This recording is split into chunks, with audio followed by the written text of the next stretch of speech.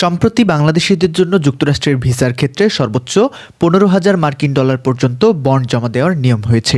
US embassy Dhaka পরিষ্কার করেছে visa bond pilot programme আসলে কিভাবে কাজ করবে, টাকা জমা দিয়ে আবার ফেরত পাওয়ার পুরো প্রক্রিয়ার ধাপগুলো কি কি।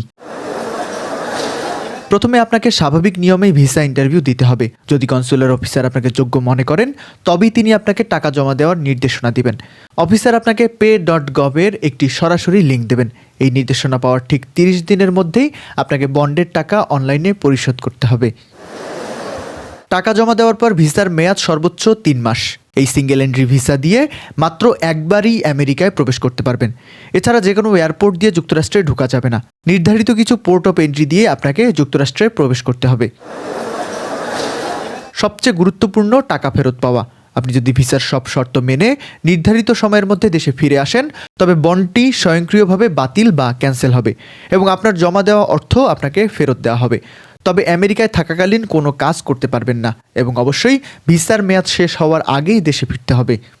মূলত বাংলাদেশের নাগরিকদের জন্য যারা ব্যবসা বা পর্যটনের উদ্দেশ্যে যুক্তরাষ্ট্রের ভিসার জন্য অনুমোদিত হবেন তাদের জন্যই এই নিয়ম।